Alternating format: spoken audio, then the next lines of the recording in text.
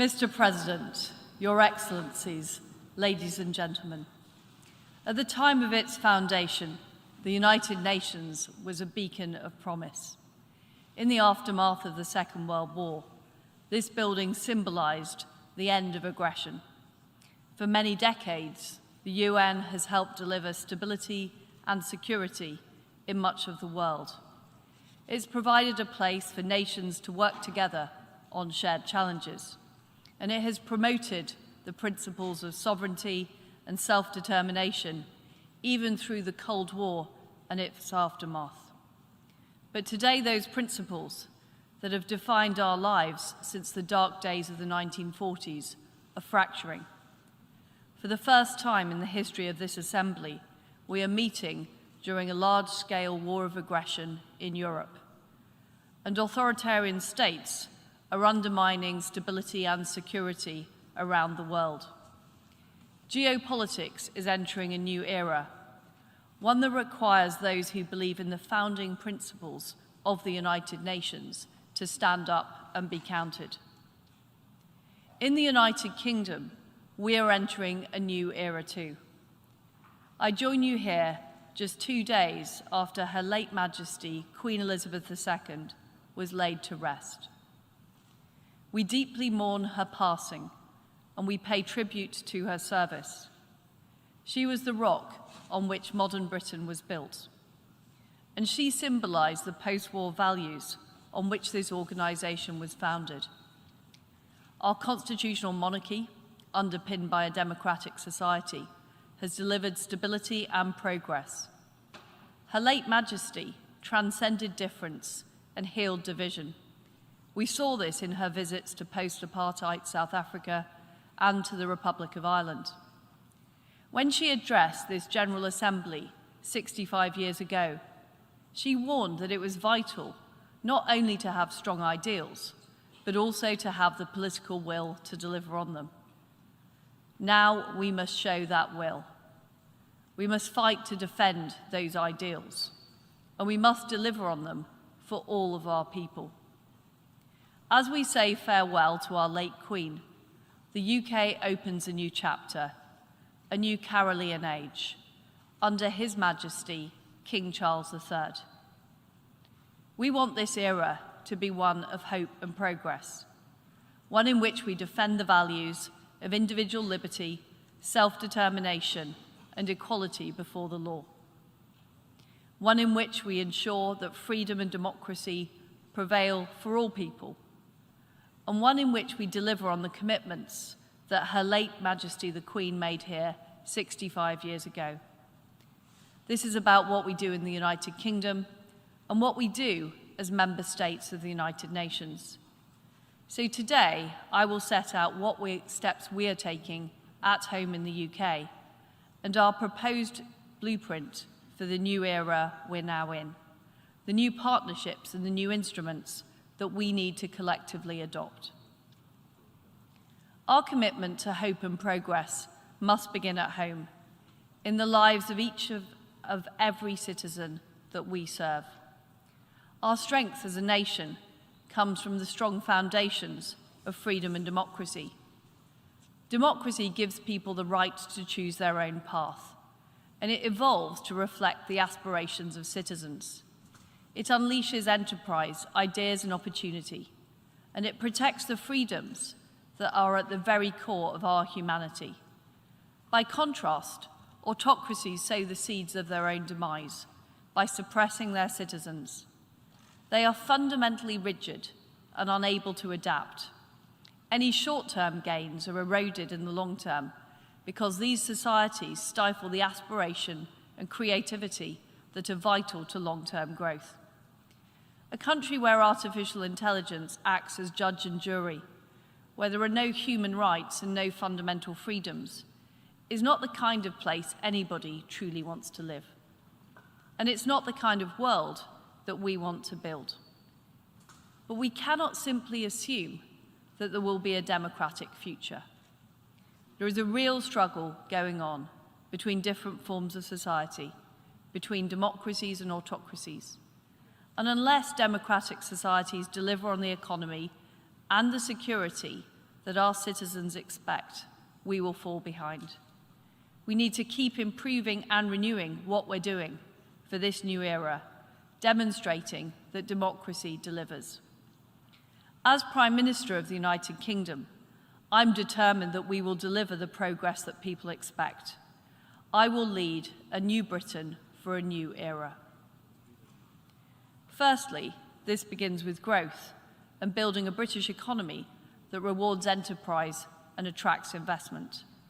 Our long-term aim is to get our economy growing at an average of 2.5%. We need this growth to deliver investment around our country, to deliver the jobs and high wages people expect, and deliver public services like the National Health Service. We want people to keep more of the money they earn so they can have more control of their own lives and contribute to the future. Secondly, it means securing affordable and reliable supplies of energy. We are cutting off the toxic power and pipelines from authoritarian regimes and strengthening our energy resilience.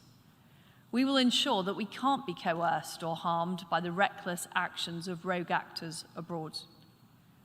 And we will transition to a future based on renewable and nuclear energy, while ensuring the gas used during that transition is from reliable sources, including our own North Sea production. We will be a net energy exporter by 2040. Thirdly, we're safeguarding the security of our economy, the supply chains, the critical minerals, the food, the technology that drive growth and protect the lives and health of people. We won't be strategically dependent on those who seek to weaponize the global economy. Instead, we're reforming our economy to get Britain moving, and we want to work with our allies so we can all move forward together. The free world needs this economic strength and resilience to push back against authoritarian aggression and win this new era of strategic competition. We must do this together. So we are building new partnerships around the world. We're fortifying our deep security alliances in Europe and beyond through NATO and the Joint Expeditionary Force. We're deepening our links with fellow democracies like India, Israel, Indonesia, and South Africa. We're building new security ties with friends in the Indo-Pacific and the Gulf. We've shown leadership on free and fair trade, striking trade agreements with Australia, New Zealand, and Japan, and many others. And we're in the process of acceding to the Trans-Pacific Partnership. Rather than exerting influence through debt, aggression, and taking control of critical infrastructure and minerals, we are building strategic ties based on mutual benefit and trust. And we're deepening partnerships like the G7 and the Commonwealth. We must also collectively extend the hand of friendship to those parts of the world that have too often been left behind and left vulnerable to global challenges. Whether it's the Pacific or Caribbean island states dealing with the impact of climate change, or the Western Balkans dealing with persistent threats to their stability.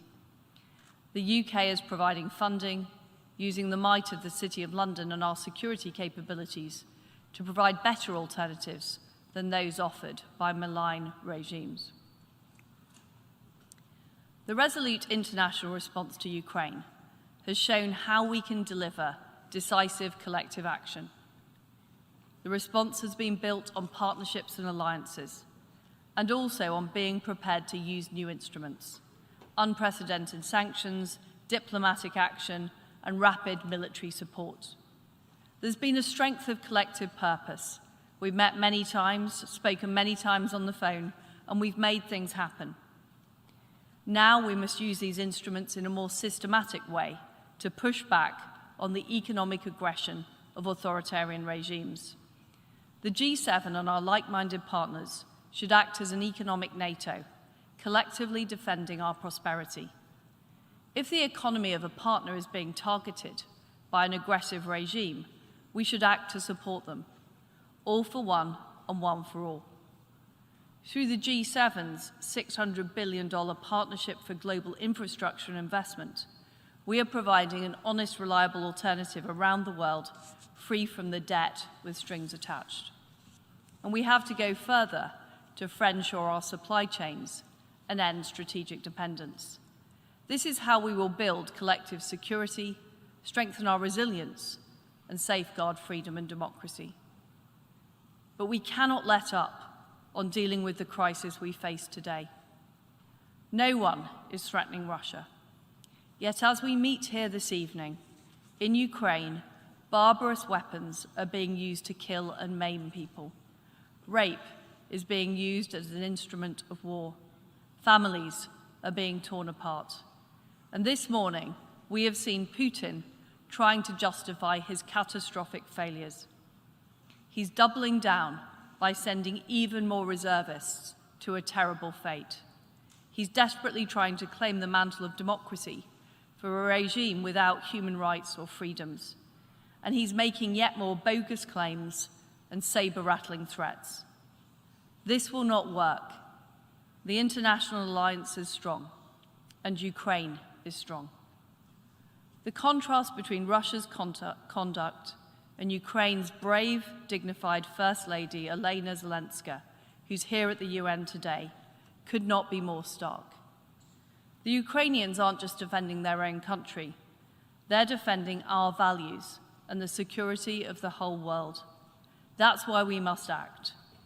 That's why the UK will spend 3% of GDP on defence by 2030, maintaining our position as the leading security actor in Europe.